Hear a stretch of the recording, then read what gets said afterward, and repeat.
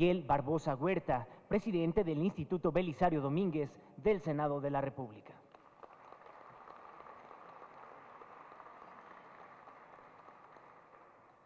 Maestro Aurelio Nuño Mayer, secretario de Educación Pública.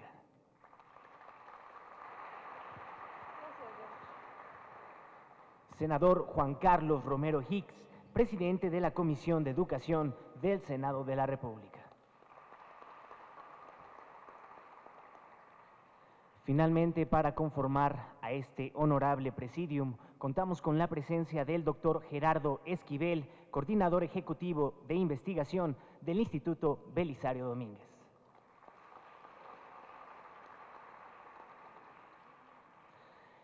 Agradecemos la presencia del doctor Roberto Figueroa Martínez, secretario de Servicios Administrativos del Senado de la República. Muchísimas gracias por acompañarnos. Asimismo, agradecemos la presencia de los miembros de la Secretaría de Educación Pública que hoy nos honran con su presencia. Muchísimas gracias por acompañarnos. Bien, señoras y señores, sin más preámbulos, para dar la bienvenida a este foro, yo cedo el uso de la palabra al doctor Gerardo Esquivel, coordinador ejecutivo de investigación del Instituto Belisario Domínguez.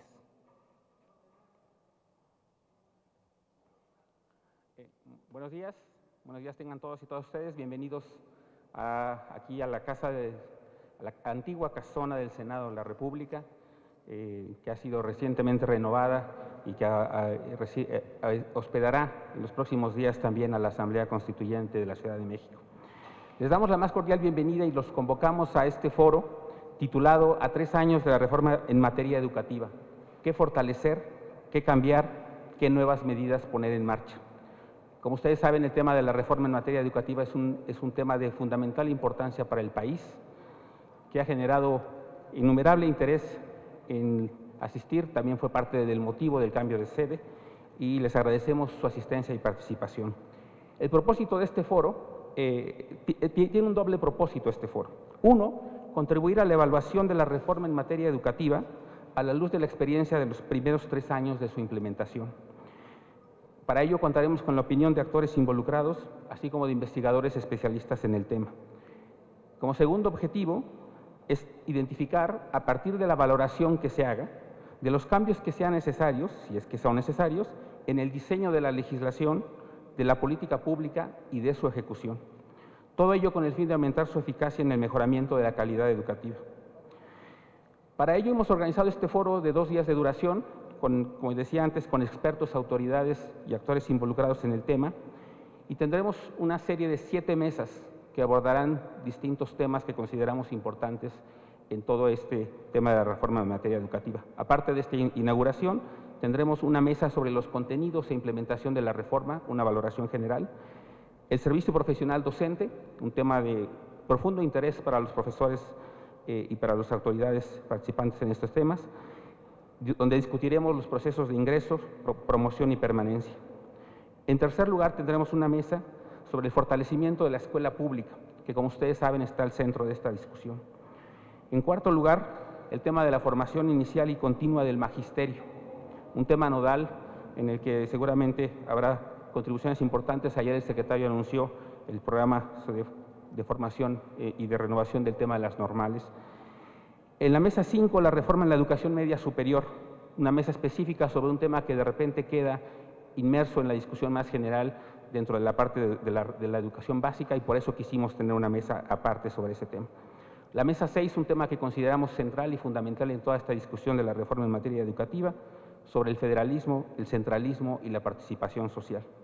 Y finalmente una mesa que valorará y discutirá los cambios necesarios para la transformación de la evaluación básica y media de manera general. Esos son los temas, las 7 mesas que conforman este foro, 4 mesas el día de hoy, 3 mesas el día de mañana, y que esperamos que contribuyan de manera sustantiva a la discusión de este tema de gran importancia para la nación, que es el tema de la reforma en materia educativa. Y sin más, les agradezco mucho su asistencia y su participación.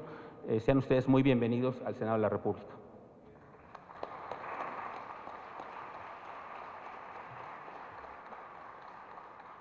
Muchas gracias por sus palabras, doctor Gerardo Esquivel, coordinador ejecutivo de investigación del Instituto Belisario Domínguez.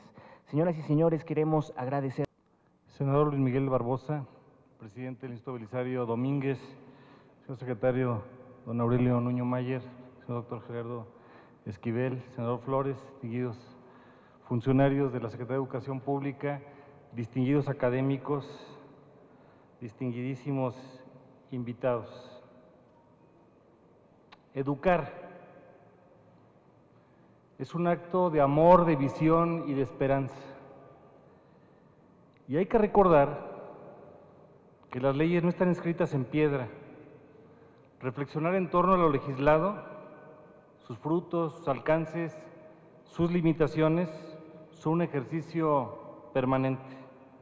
Hoy se aprovecha este espacio de reflexión en la Casa del Federalismo, donde está representada cada una de las entidades federativas, de los trozos del alma de México, en donde lo que se espera de nosotros es tener mejores instrumentos para poder seguir avanzando. En legislación y en política no hay punto final, hay punto y seguido. Y eso es lo que tenemos que seguir construyendo. Quiero iniciar con dos reflexiones. La primera, el ánimo del país cuando se construyeron las primeras etapas de la reforma. Y por otro lado, segundo, traer a la memoria cuáles eran los fines que perseguíamos en ese momento. Hace poco más de 3 años, el ánimo del país era distinto. Primero, el Pacto por México iniciaba. Los partidos políticos de mayor tamaño habían logrado algunos acuerdos que versaban fundamentalmente en las grandes preocupaciones de origen, 95 prioridades, 5 ejes temáticos, y en el caso educativo se enlistaron 11. Segundo, los actores eran otros, los presidentes de los partidos, varios actores claves en el gabinete, más de la mitad de los estados tenían gobernadores distintos, la Cámara de Diputados tenía 500 diputados de otra legislatura, y en el caso del Senado nos hemos venido renovando y cerca de una veintena de compañeros se han integrado en el camino.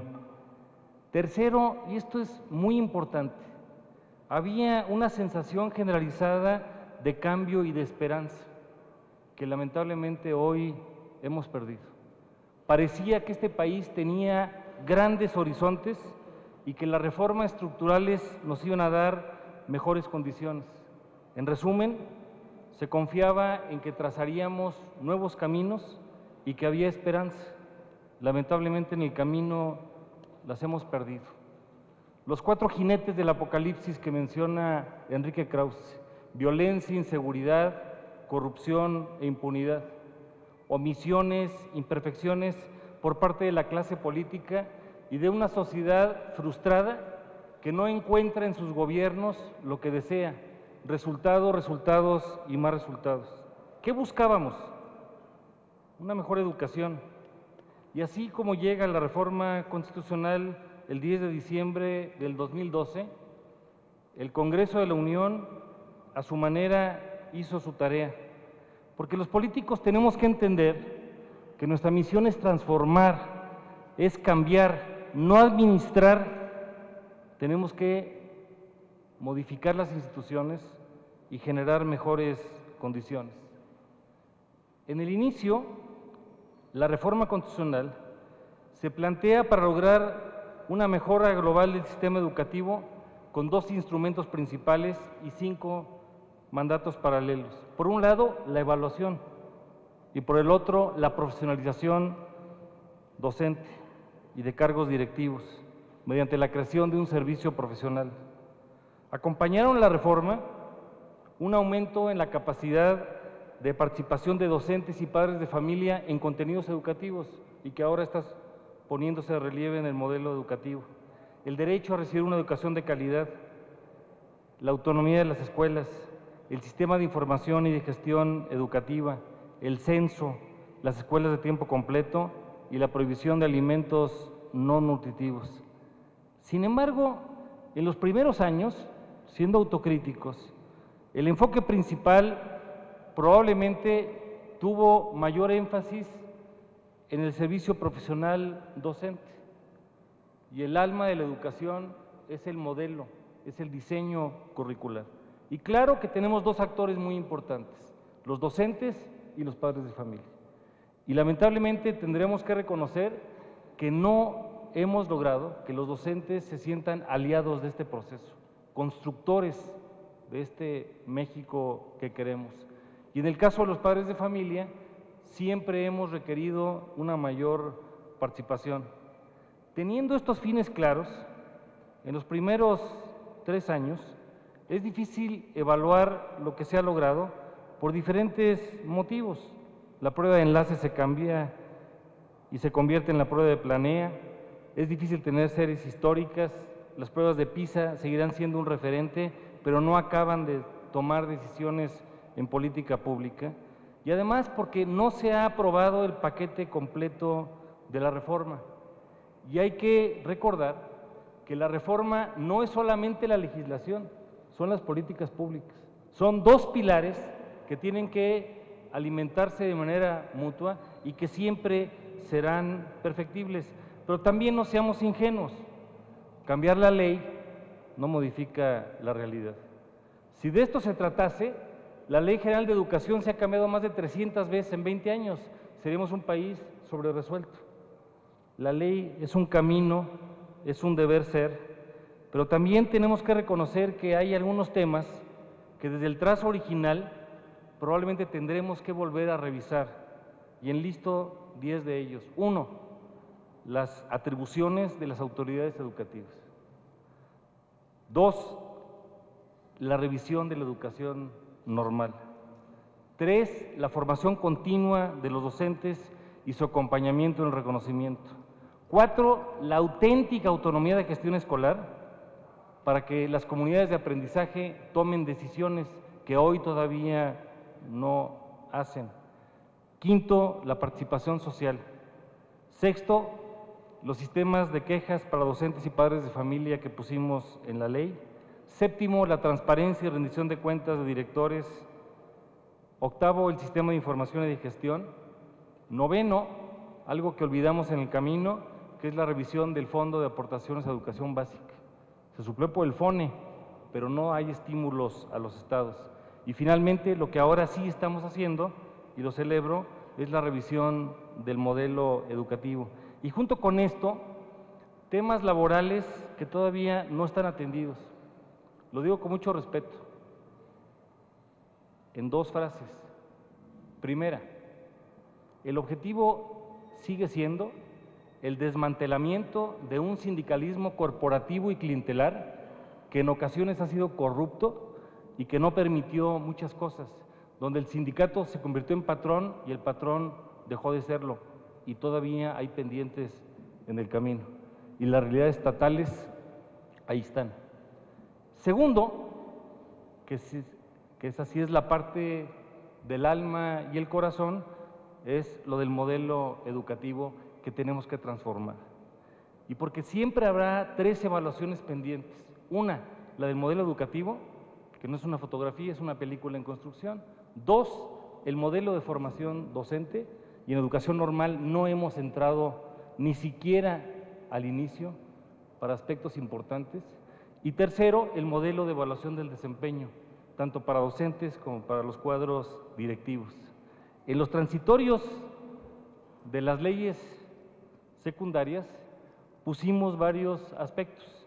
Algunos se han venido atendiendo, otros lamentablemente en el camino se han quedado pendientes.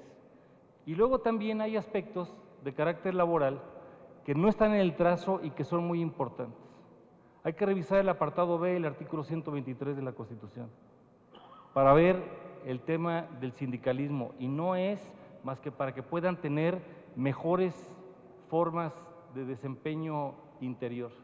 El sindicato tiene como misión el estudio, el mejoramiento y la defensa de los intereses de los trabajadores, pero en el apartado B y su ley reglamentaria falta democracia, transparencia y rendición de cuentas. Falta la libertad de asociación, no existe. Falta la no obligación del patrón para retener las cuotas de los agremiados. Lo digo en el sentido autocrítico, no para demeritar lo que hemos hecho, porque hay que reconocer que de las iniciativas de origen del Pacto por México, la primera que envió el señor presidente Peña fue precisamente la reforma educativa. ¿Y qué es la reforma educativa y qué nos dice a nosotros? La reforma no va a venir de una entelequia distante. La reforma la tenemos que construir todos los días.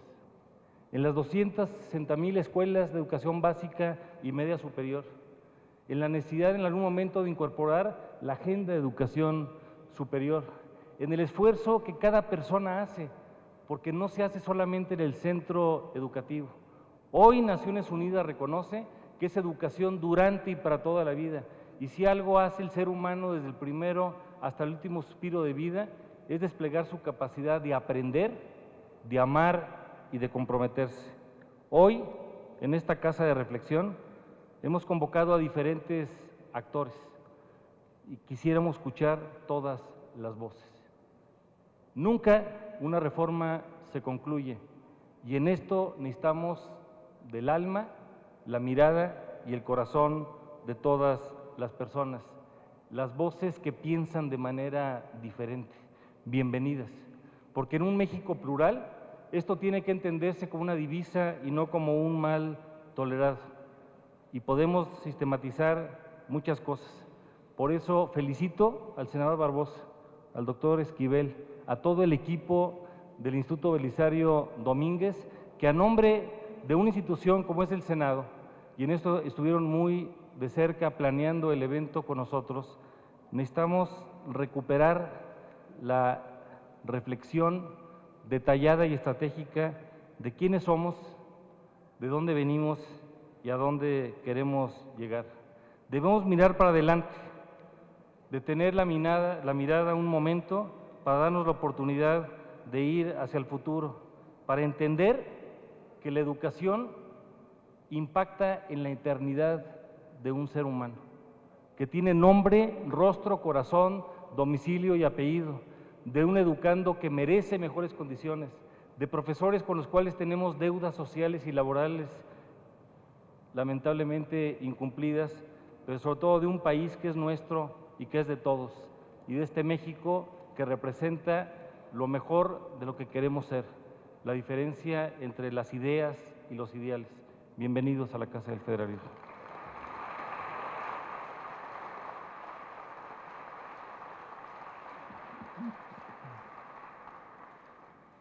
Desde luego que agradecemos todas y cada una de las palabras del senador Juan Carlos Romero Hicks, presidente de la Comisión de Educación dentro de este foro.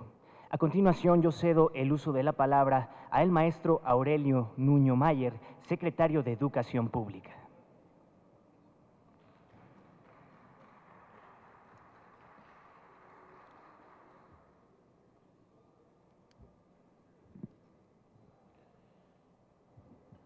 Muy buenos días, tengan todas y todos ustedes.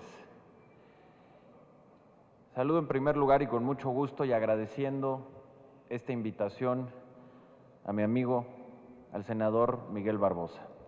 Muchas gracias, señor senador. Primero, como lo decía el senador Romero Hicks, por el interés y por la visión de poder desde esta Casa del Federalismo convocar a un foro de reflexión plural a 3 años de que se haya aprobado la reforma educativa para hacer un balance en de dónde estamos, cómo estamos y hacia dónde vamos. Muchas gracias y muchas felicidades. Gracias, senador. Y agradezco también, por supuesto, al doctor Gerardo Esquivel, quien es un académico muy destacado y que sé que ha participado en la concepción y organización de estos foros. Y por supuesto también al senador Romero Hicks y a todas y a todos los que nos acompañan, académicos, expertos en materia educativa, al senador Gerardo Flores, muchas gracias, senador, y a todas y a todos ustedes. Déjenme empezar también haciendo un pequeño recuento de dónde estábamos en 2012 para recordar por qué y la esencia de la reforma educativa, que muchas veces en estos procesos, como suele suceder, por la propia dinámica que tienen, una dinámica sin duda difícil y compleja, pero muchas veces se pierde en el horizonte las razones y el porqué de las acciones que se hacen, como es esta reforma tan importante. Y lo primero que hay que decir es que, si bien todavía el sistema educativo mexicano sigue teniendo retos importantes en materia de cobertura, si un éxito tuvo el sistema educativo durante el siglo XX, fue precisamente el poder llegar prácticamente a cada rincón del país y desplegar en menos de 100 años, que es un tiempo histórico corto, prácticamente de la nada, uno de los sistemas de educación pública más grandes del mundo. En el año de 1921, cuando el presidente Álvaro Obregón funda la Secretaría de Educación Pública con el primer secretario José Vasconcelos, en una población más o menos de 15 millones de habitantes, únicamente el 10% de los niños iba a la escuela.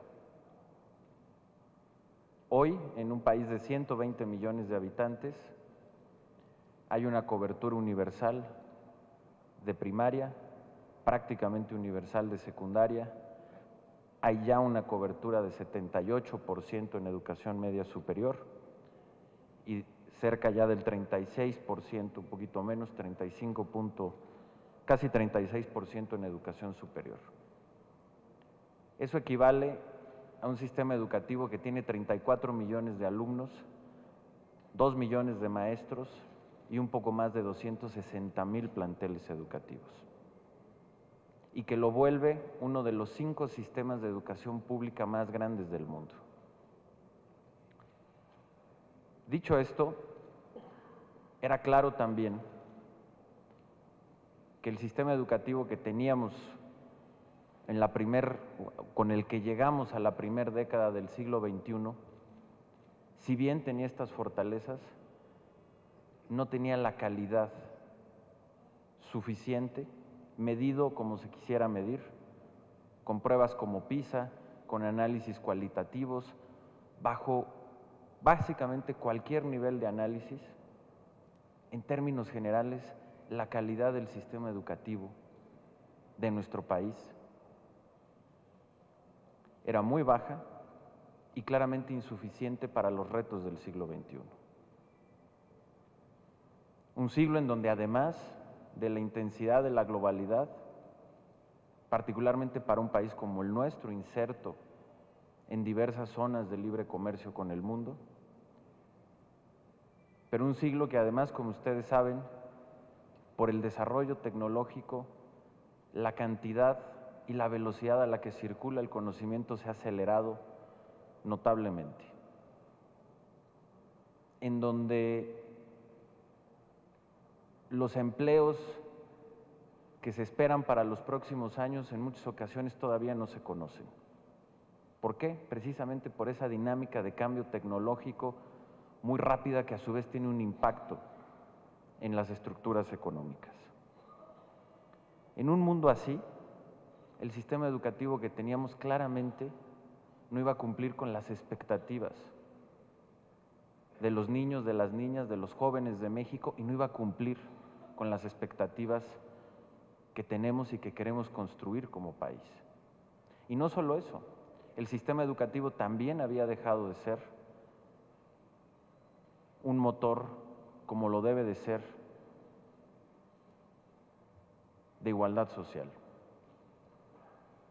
La desigualdad se reproducía cada vez de manera más aguda en nuestro sistema educativo, y la educación, que debe ser una herramienta, entre otras muchas cosas, para poder superar condiciones de rezago, tampoco se estaban cumpliendo. Esa era la realidad de nuestro sistema educativo, y por eso la urgencia de su transformación. ¿Y por qué, a pesar de las fortalezas, que también sin duda son muchas del sistema educativo, estábamos en esa condición? En primer lugar, y lo decía hace un momento el senador Romero Hicks, porque teníamos ya un sistema educativo altamente corporativizado y clientelar, en donde lo más elemental y central, que es el derecho de los niños y las niñas a una educación de calidad,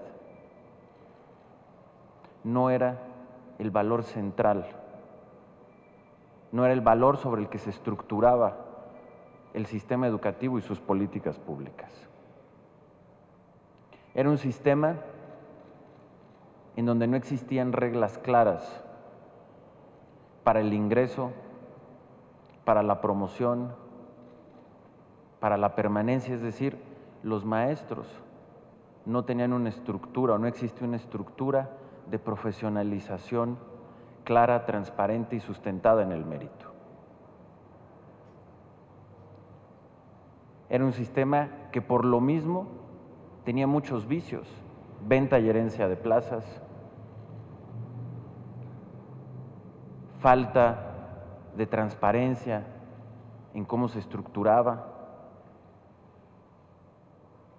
y eso tenía un impacto en los propios docentes, quienes estaban bajo un sistema en muchas ocasiones, pues francamente yo diría que hasta opresor sobre ellos, en donde su capacidad profesional no estaba valorada y no tenía una estructura institucional para construirse, y dependían de un conjunto de factores clientelares u opacos para poder transitar y hacer una vida profesional y tener los instrumentos para desarrollarla. Bajo esa misma condición, la escuela, que es el centro donde ocurre el proceso educativo, donde confluyen los alumnos, los maestros, los materiales, y donde se da el encuentro y los procesos pedagógicos, era el último eslabón de un conjunto de cadenas verticales y altamente burocráticas, fueran del gobierno, sindicales, del sistema educativo. La escuela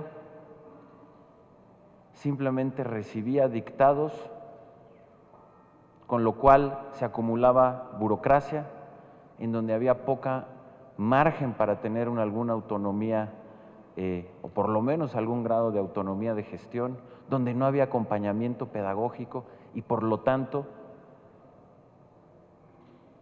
no existía plenamente una vida colegiada y académica como debe de ser en las escuelas. De la misma manera, la formación inicial de los maestros había quedado relegada y en muchos sentidos aislada. La pedagogía o el enfoque pedagógico y los contenidos educativos, por lo menos rezagados frente a las necesidades del siglo XXI. Y como decía hace un momento, un sistema que además, en lugar de romper con la desigualdad, la perpetuaba. Ese era, en términos generales, el sistema educativo que existía en el 2012, y precisamente por eso se hizo una reforma educativa. Una reforma educativa que busca atacar precisamente esas deficiencias que tenía nuestro sistema. Dar los instrumentos para que el Estado pudiera recuperar la rectoría en materia educativa. Estructurar y construir un servicio profesional docente que permitiera a los maestros tener una carrera con reglas claras, sustentada en el mérito, que rompiera con esas relaciones clientelares y corporativas que asfixiaban a los propios maestros. Poder poner a la escuela en el centro y romper con un sistema vertical para hacerlo más horizontal y crear las políticas públicas alrededor de la escuela para que se pueda convertir en una comunidad académica vibrante, dar acompañamiento pedagógico adecuado y en ese sentido transformar el sentido de la supervisión escolar, quitar carga burocrática y, por supuesto, construir las condiciones materiales adecuadas en las escuelas, que ese era otro problema. Los planteles educativos estaban abandonados y previo a la reforma todos sabíamos que estaban en mal estado, pero era imposible hacer un programa bien estructurado a nivel nacional para mejorarlo porque ni siquiera teníamos los datos de cuántas escuelas y cuántos maestros hay, mucho menos de cuáles eran las carencias de las escuelas. Hoy eso se tiene. Y por lo mismo también como parte de esta reforma está este gran programa de infraestructura en donde se están invirtiendo 50,000 millones de pesos, es decir, cerca de 3,000 millones de dólares, para poder arreglar 33,000 escuelas que hoy sabemos dónde están y cuáles son las carencias que tienen. Es una reforma que nos da los instrumentos y nos permite fortalecer la formación inicial de los maestros, fortalecer a las escuelas normales, pero también dar hoy una participación a las universidades en la formación de los futuros maestros, algo que antes estaba impedido, y que eso nos va a permitir que tengamos un sistema de formación inicial mucho más diverso y robusto a lo largo de los años.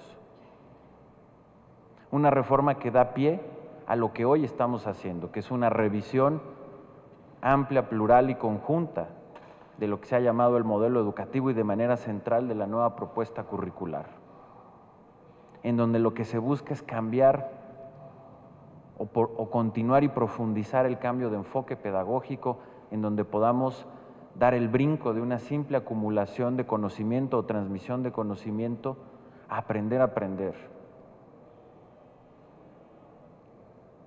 Y por supuesto, nos da también los instrumentos para poder hacer un sistema más incluyente y equitativo. Es decir, que todas estas transformaciones las podamos llevar a los lugares donde más se necesitan y que el sistema pueda y tenga la capacidad de incluir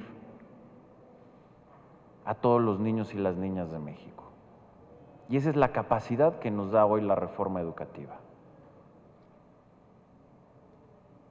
¿Dónde estamos hoy en ese proceso de cambio? Pues estamos precisamente en su proceso de implementación. Un proceso muy complejo porque es una transformación muy profunda de una de las estructuras más complejas que tiene el Estado mexicano. Y que además su complejidad es cómo logramos que esas transformaciones lleguen al aula, que es a donde tienen que llegar. Es, por supuesto, también complejo porque enfrenta muchas resistencias, porque está haciendo un cambio radical de un tipo de modelo a otro. Y en donde se lleva tiempo, sin lugar a dudas, como ha sucedido en todos los países que han hecho estos cambios y estas transformaciones. La simple revisión de lo que se llama el modelo educativo, la propuesta curricular, para que llegue al aula y llegue bien al aula, toma tiempo. Parte de un planteamiento que se debe de analizar, que debemos de construir entre todos y que después tiene que tener la construcción de los planes de estudio, los nuevos materiales, los nuevos libros, que lo conozcan los maestros. No se puede hacer de un día a otro.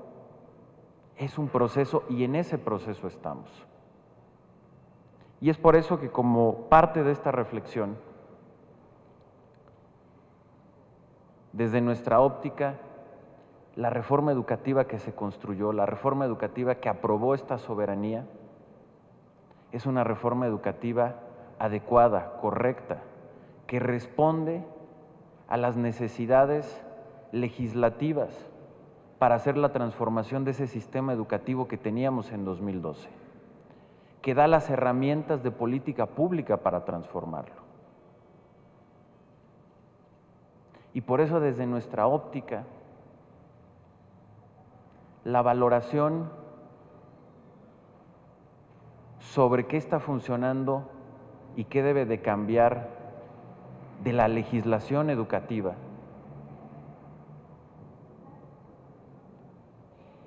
debe de esperar a que la reforma esté en marcha, a que la reforma se esté implementando, a que conozcamos realmente cómo está funcionando la reforma. Hoy apenas estamos en este proceso y falta mucho. Hay áreas centrales de la reforma educativa que no han iniciado, como por ejemplo, lo citaba bien el senador Romero Hicks, el fortalecimiento de la educación inicial. Y lo vamos a hacer. Y como lo anuncié ayer, próximamente estaremos presentando una estrategia y una ruta con los instrumentos que nos da la reforma para construir la política pública.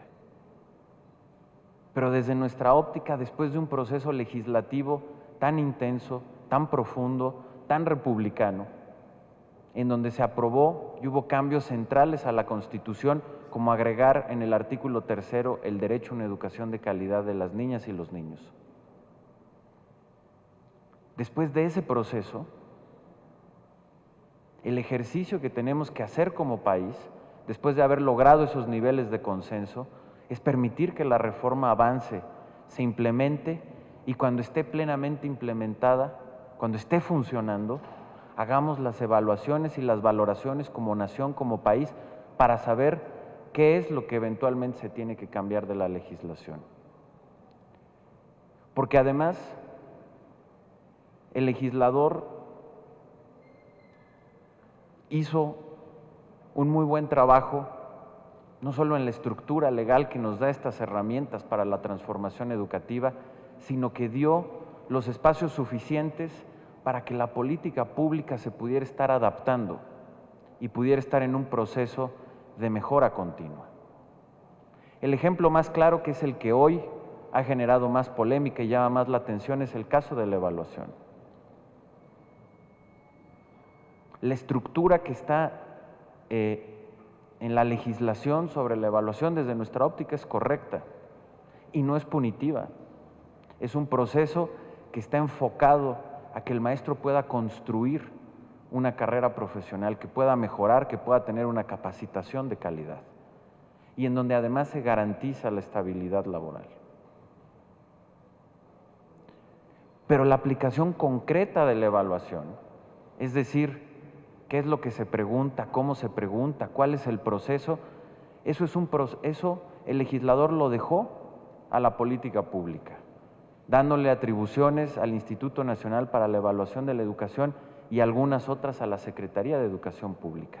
Y en ese sentido la evaluación puede ser un proceso de mejora continua.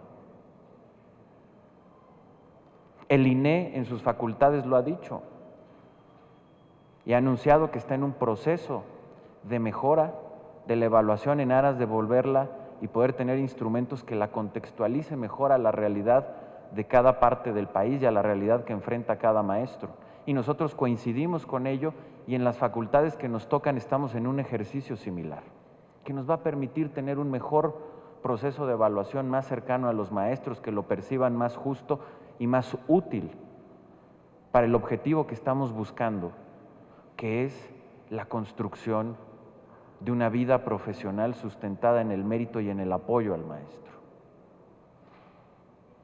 De la misma manera, la reforma educativa nos da los instrumentos para hoy poder estar haciendo las discusiones y los análisis del modelo educativo y de la propuesta curricular. Y nos los dará cuando hagamos la presentación de la estrategia para la formación inicial, en donde también haremos un proceso de análisis y de acompañamiento con los diversos grupos que tengan algo importante que decir o que opinar. Es decir, la reforma da esa flexibilidad para que sea a través de la política pública en donde tengamos esa mejora continua y se puedan enfrentar los diversos problemas que se generan, sin lugar a dudas, de un proceso tan amplio, tan difícil y tan complejo de implementación de una reforma, del calado de esta reforma, de un sistema educativo tan grande, tan diverso, tan complejo, tan desigual, como lo es también nuestro país. Y por ello,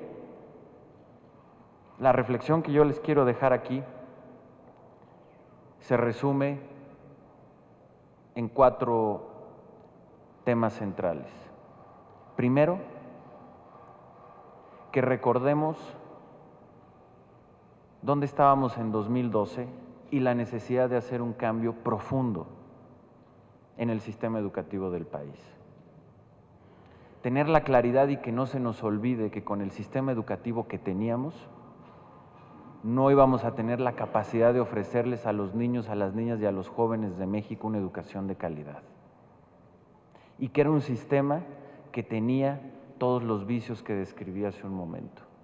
Segundo, que la reforma legislativa que se hizo es una buena reforma, que atiende y da los instrumentos a las autoridades educativas, le da los instrumentos y las herramientas legislativas para atacar los problemas que tenía nuestro sistema educativo y transformarlo. Tercero, que estamos en pleno proceso de implementación y que la implementación de una reforma de este tamaño es larga y lenta y tenemos que ser pacientes como país. Porque esa es la realidad, no solo por el tamaño y la complejidad y el nivel de reto sobre el que venimos, sino porque los cambios educativos son procesos de largo plazo, no inmediatos. Y que por lo mismo hay que tener la paciencia, la madurez como república, como país, de dejar que este proceso concluya para hacer la valoración de los cambios que requiera a nivel legislativo. ¿Por qué? Y ese es mi último punto. Porque la reforma legislativa está tan bien hecha que da los espacios para que sea a través de la política pública, a través de un proceso de mejora continua, de prueba y error, como sucede con la política pública aquí y en cualquier otro lugar, en donde se vayan haciendo los ajustes, las mejoras y los retos de este proceso de implementación. Esa es la visión que tenemos, porque además estamos absolutamente convencidos de que esta es una gran reforma y de que es la posibilidad de construir las bases de un Estado mexicano exitoso en el siglo XXI, que le dé las herramientas a los niños y a las niñas para que puedan competir aquí y frente a cualquier otra nación del mundo, que le va a dar los instrumentos a México para ser un país exitoso en un mundo globalizado y altamente competitivo, y que además es también la reforma y el proyecto de nación, un proyecto de Estado, que les podrá dar las herramientas a los niños y a las niñas para romper la desigualdad o ayudar a romper la desigualdad que existe en nuestro país, que en ese sentido es y será la mejor política social.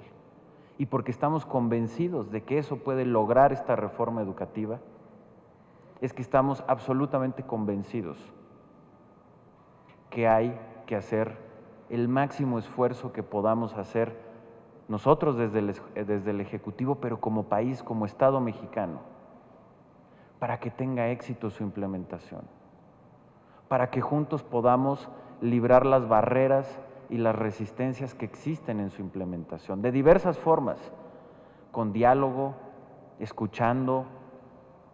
Eso es fundamental, pero que no nos podemos rendir como país ante un proyecto tan importante, ante algo que se logró con una amplísima mayoría en un proceso democrático y republicano del que nos deberíamos de sentir orgullosos como nación. Y que han sido pocos los proyectos que recientemente México ha podido construir, proyectos con visión de Estado nacionales, y que este es uno de ellos. Y nos debemos de sentir profundamente orgullosos de eso. Que hay dificultades sin duda, pero no nos pueden desanimar. Que hay cosas que corregir, por supuesto. Que hay que tener apertura, entendiendo la propia diversidad de nuestro país, las necesidades. Por supuesto que hay que hacerlo. Pero creo que lo que sería imperdonable como nación es que por enfrentar algunas dificultades, por vivir en la coyuntura y no ver el proceso estructural que esto representa, no tengamos la capacidad como nación entre todos de concluir y de hacer y de poner en marcha un proyecto y un proceso tan profundo, tan importante, y que ha logrado conjuntar de diversas maneras uno de los proyectos republicanos más sólidos y de mayor profundidad que ha podido construir el México democrático de las últimas décadas. Y por ello un foro como este y todos los que se hagan son fundamentales. Para abrir, para debatir, es muy importante que nos escuchemos entre todos, con respeto, pero que en este momento se escuchen todas las voces, todos los ángulos, los que están a favor, los que están en contra de una u otra cosa, porque es parte del proceso que tenemos que construir. Y que si lo logramos hacer, en las futuras décadas, estoy convencido que nos vamos a sentir muy orgullosos como generación de lo que logramos para nuestro país. Y si no, también estoy seguro que nos vamos a arrepentir. Muchas gracias a todos y gracias, senador, por esta oportunidad.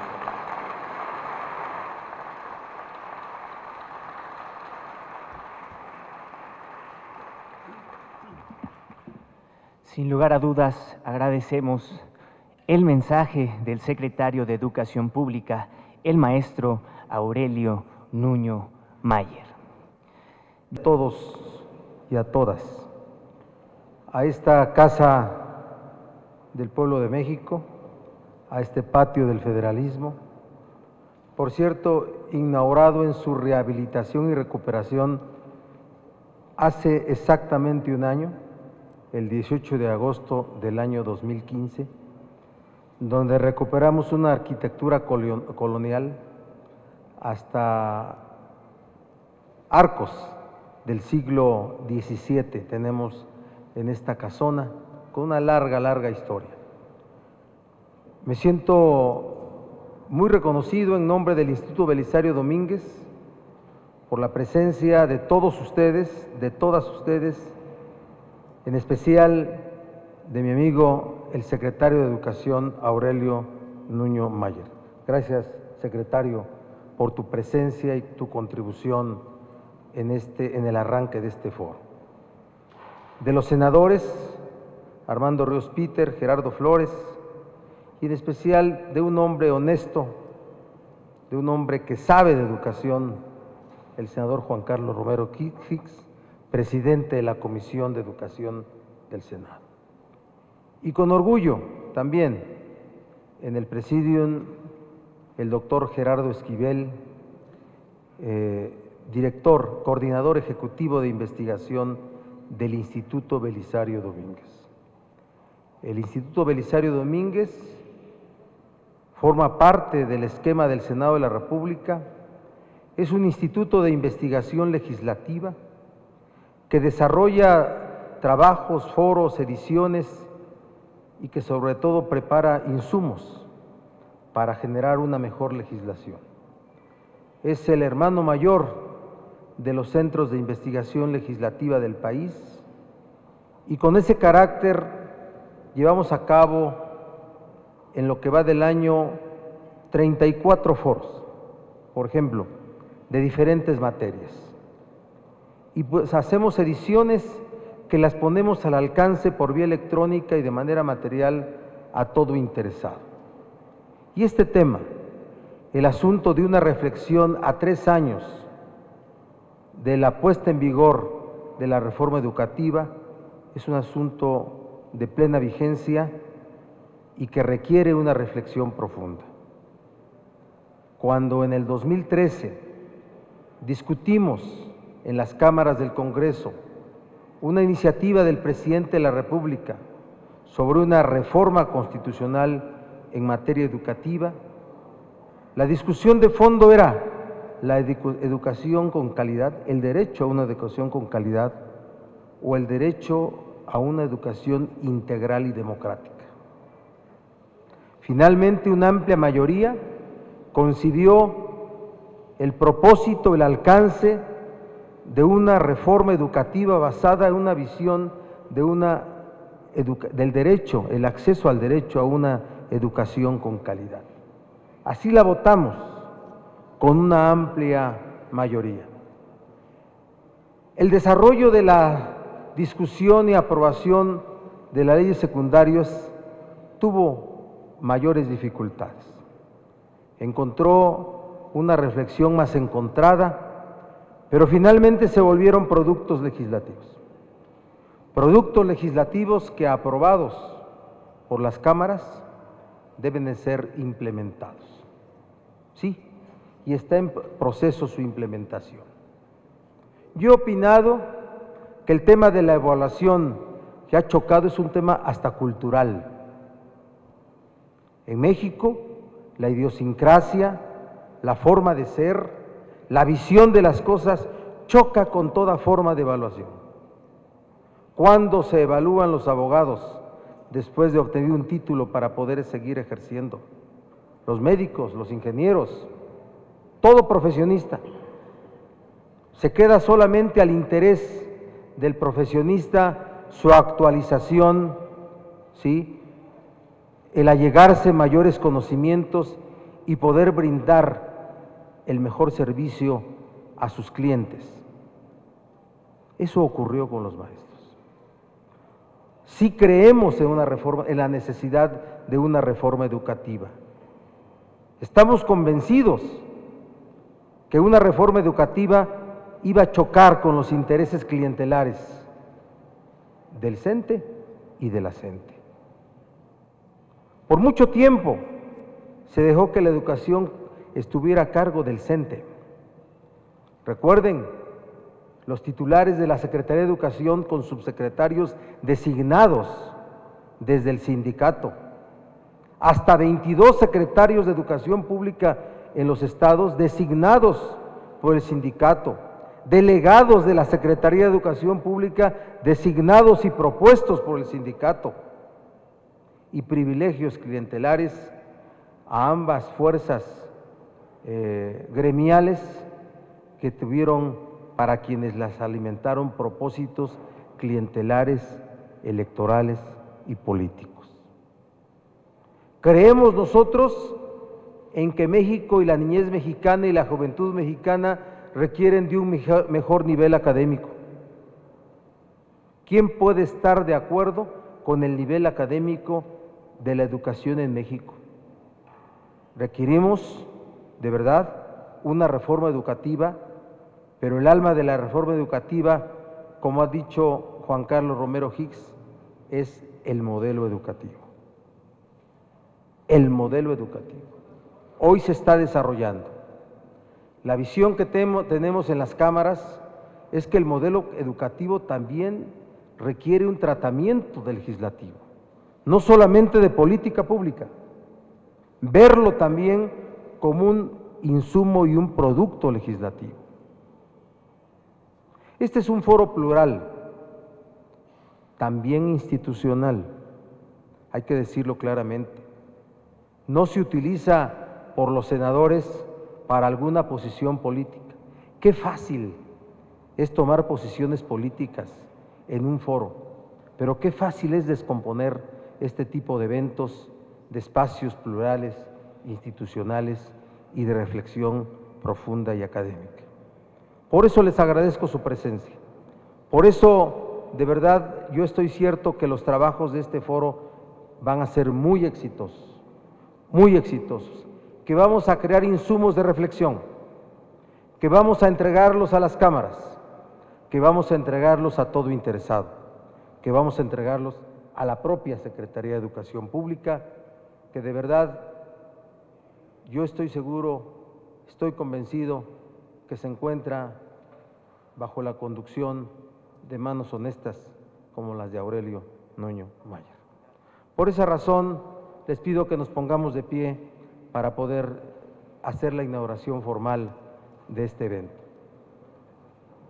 En el patio del Federalismo, de esta casona, vieja casona de Jicotencatl, junto a la efigie de Belisario Domínguez, el senador civil, el héroe civil, siendo las 11 horas con 12 minutos del día jueves 18 de agosto de este año 2016, como presidente del Instituto Belisario Domínguez y ante la presencia de ustedes, declaro formalmente inaugurado este evento de reflexión de la reforma educativa a 3 años de su puesta en vigor. Estoy seguro que los trabajos, el desarrollo y las conclusiones de este evento serán muy importantes y de gran éxito. Gracias por su respeto en este inaugural, gracias por su presencia.